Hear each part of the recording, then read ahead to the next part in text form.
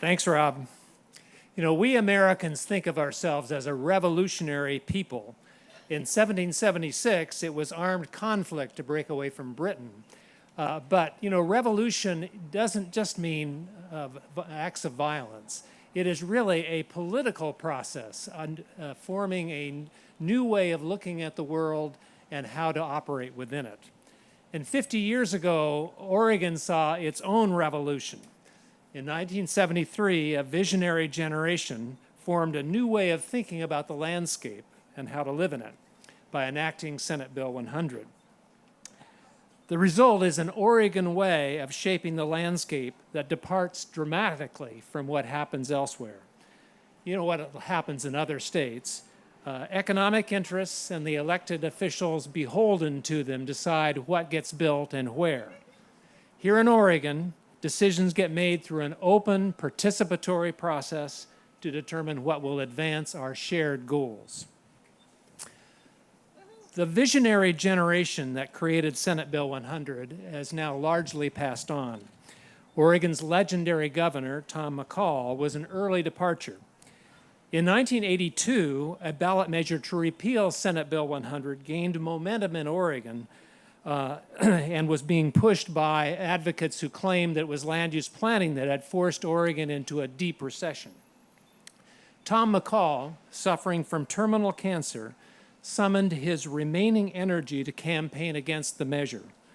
I remember him coming to a rally in downtown Portland, looking frail and gaunt, but he would not be denied.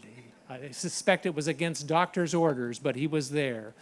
And the end result in November was a dramatic victory in defeating that measure, and so our system could continue. And just a few weeks later, in early January of 1983, Tom McCall died. My father, Senator Hector Macpherson, organized the group that formulated Senate Bill 100 and sponsored the bill in the 1973 session.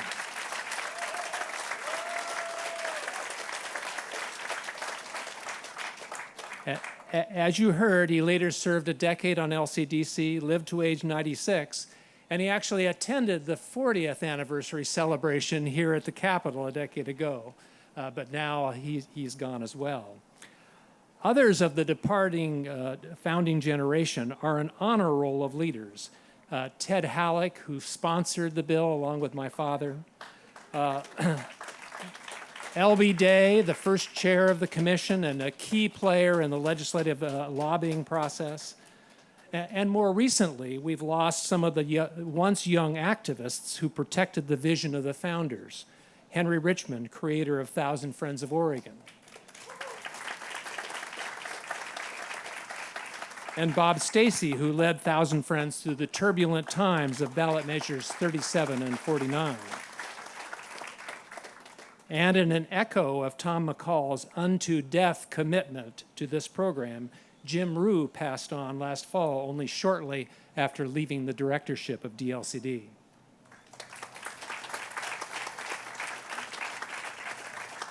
The labors of these heroes are over, but the work they were engaged in continues.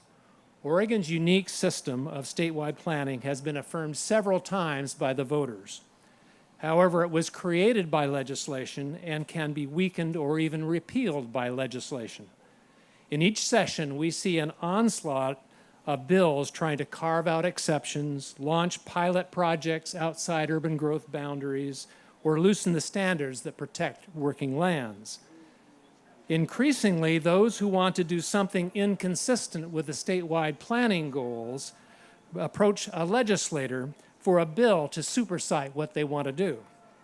We must continue to push back at these bills. Otherwise, we will see the statewide program of sound planning whittled away over time.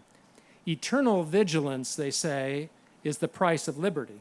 It is also the price of protecting Oregon's landscape.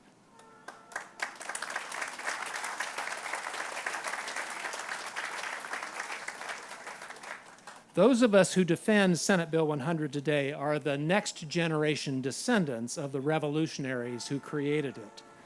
Please indulge me in a family story. Senate Bill 100 was signed into law on May 29, 1973, which was my parents' 30th wedding anniversary. They celebrated that date by attending the ceremony at which Tom McCall signed the bill at the Capitol. And it was fitting that they were both there because they were a team. Hector and Catherine, or Huck and Kitty as they were known to the family and friends, had spent the prior 2 years working hard to make it happen. They always said that its passage was the greatest anniversary gift they could imagine. I recall my father being asked years later whether he was frustrated to have led the formulation of Senate Bill 100 and then have Tom McCall take the most visible role in passing it.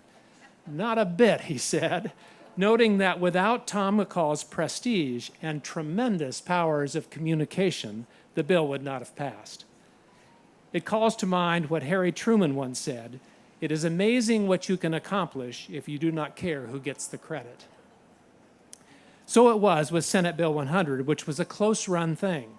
After the bill narrowly passed the Senate, the sponsors urged the House to make no amendments whatsoever to the bill, so it would not have to come back to the Senate for concurrence, where some of the yes votes had become doubtful.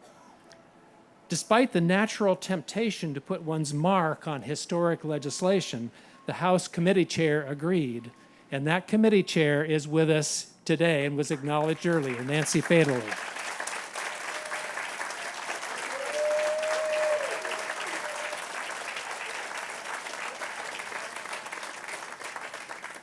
And that's the one exception that I decided I was not going to acknowledge anybody who is still living and in person here today, because that leaves somebody or many people out. But Nancy is such a figure in this process that I wanted to call her out. The credit goes to a legion of folks who have maintained this program over time, whether they're officials, activists, farmers, planners, or just plain lovers of Oregon. As a student of history, I feel a certain empathy for John Quincy Adams. While he was a successful diplomat, president, and member of Congress in his own right, he will always be remembered more as the son of John and Abigail Adams, revolutionaries who were the major figures in bringing the nation into existence. Likewise, whatever role I have in Oregon's program of statewide planning, I will always be the son of Hector and Catherine, and proudly so.